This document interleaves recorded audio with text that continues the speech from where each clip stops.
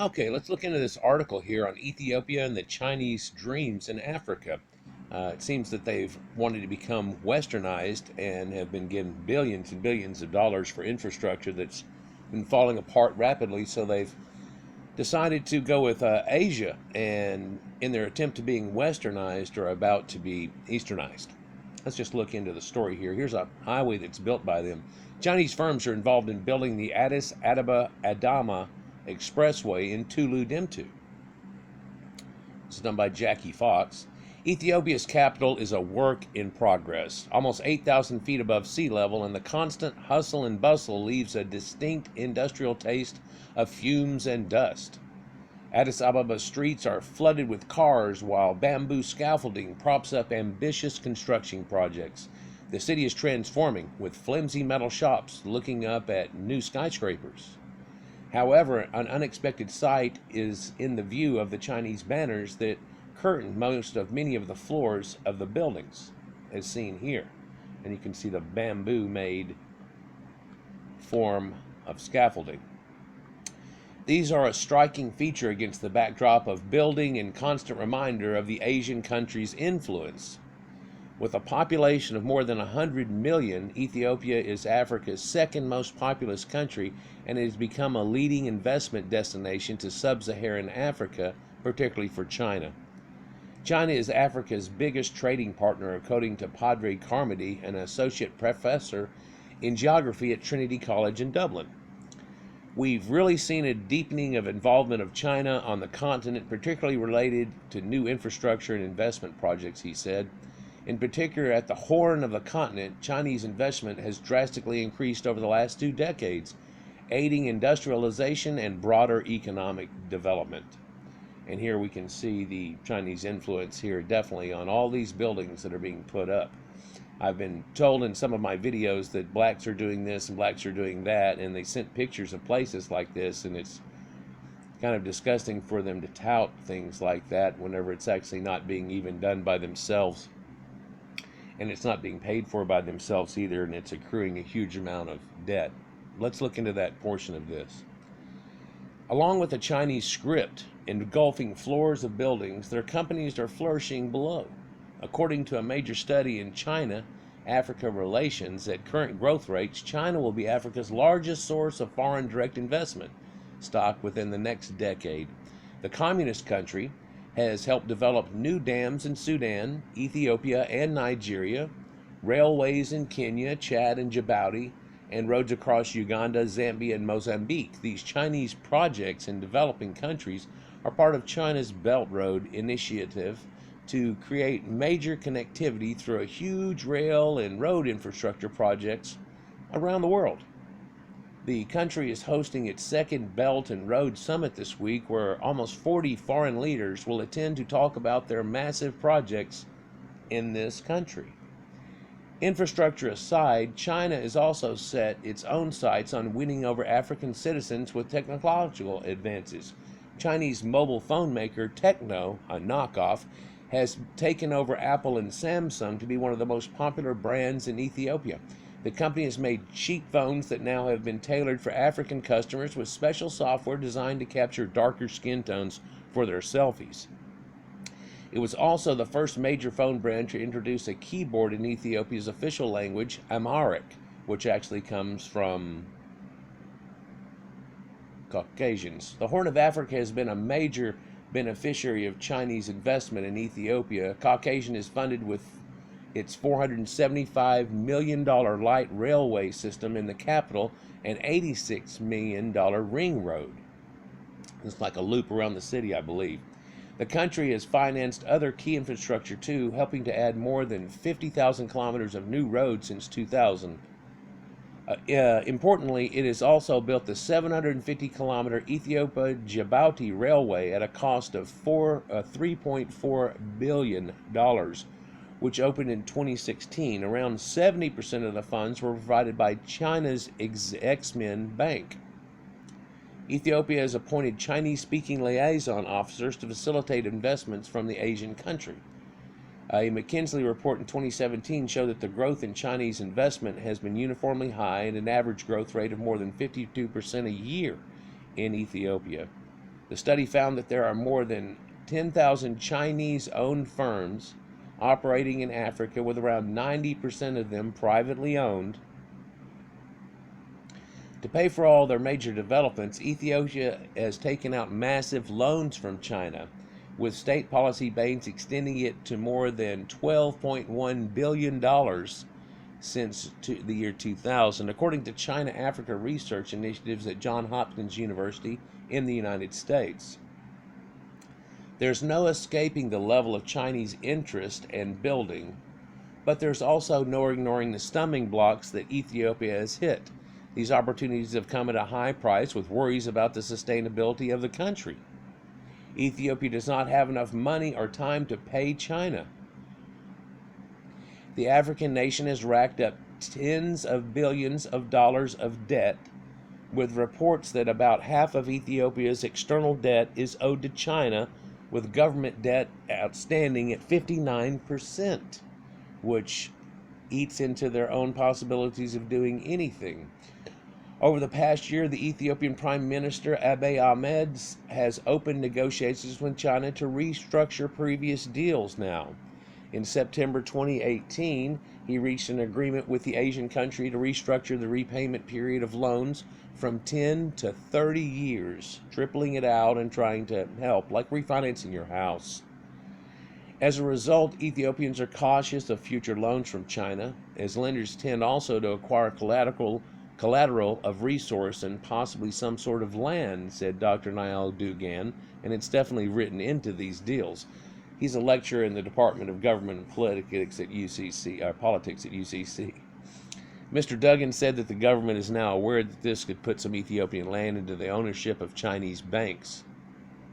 The issue has raised question about China's depending on deepening involvement in developing countries and the conditions of its major investment. Critics say it's a debt trap for poor nations who are desperate to industrialize and try to become Westernized, and they're getting Easternized. Also, communism is being inducted into them in some forms. Mr. Comedy said that even though he believes China is not deliberately trying to entrap countries into debt, he said it's clear that China is pursuing its own interest, and debt is being used strategically with a long-term vision of securing economic and political access and influence. The Chinese government, though, has pushed back at critics who say it's saddling Africa with debt. Beijing-based journalist Yvonne Murray said it believes its involvement in Africa is about mutual cooperation and prosperity, and the people that really want and need this are, of course, agreeing. President Xi Jinping last year pledged to invest a further $60 billion in the African continent, and there's no doubt that this interjection of Chinese funds has stimulated economic growth in many African countries and modernized some key industries that they were desperate for and lacking. Loans are one concern, but how China is incorporating Ethiopian citizens into its plan is another. One of those involved in the EU Business Forum in Ethiopia claims to help operations for EU companies doing business in the country, said one of the major issues for Ethiopians is jobs. You don't see a lot of Chinese investment for activities promoting a lot of job developments for Ethiopians. In fact, it's for Chinese that are coming into the country, said Didi Estimos Arno. On the ground, the irritation around that opinion is clear, and it is visibly leaking after years of a honeymoon period of welcomed industrialization.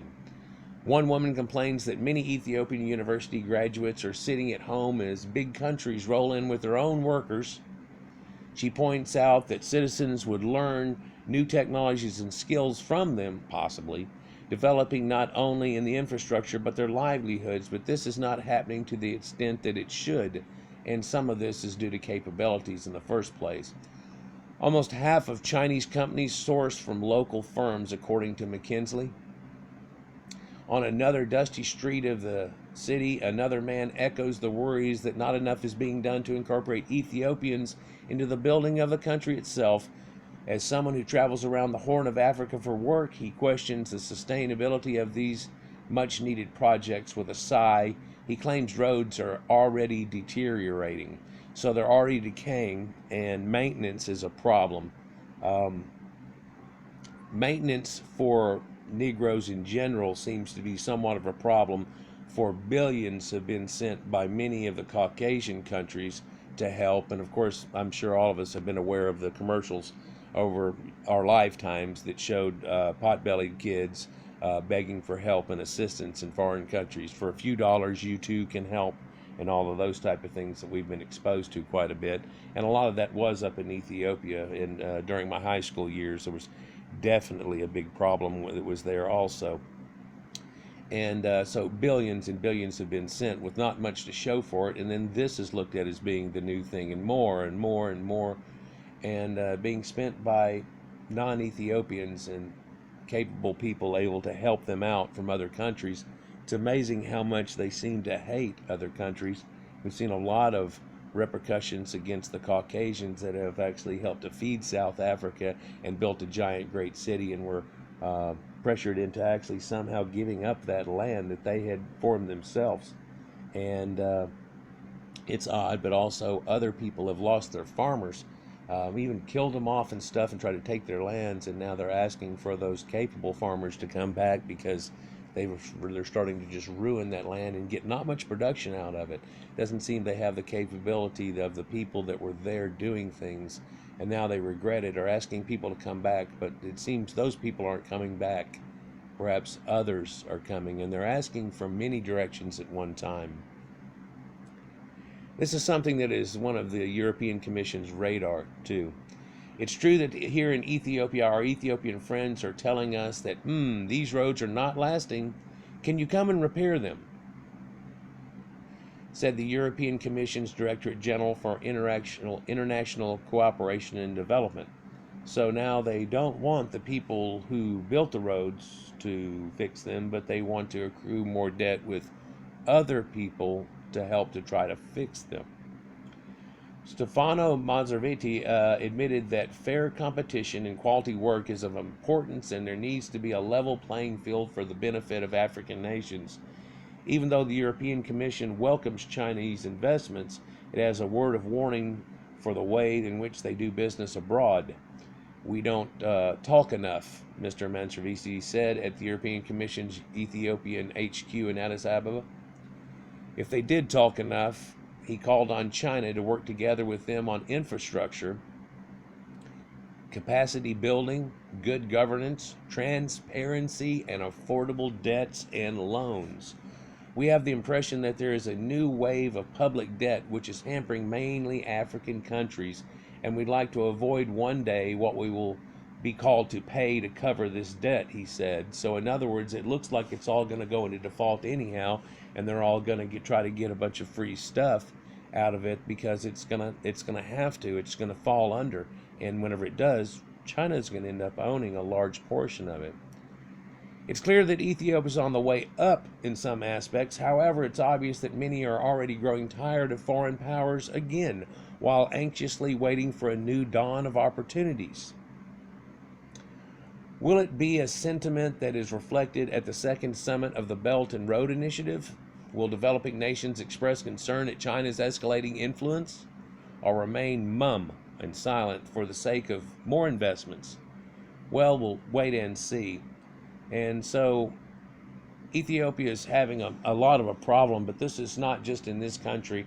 A video I watched recently from a guy was showing that there are 5 countries that have strangled themselves with debt, and their own output is not able to help cover their own debts, to the point that they are putting themselves into worse poverty to try to get this built.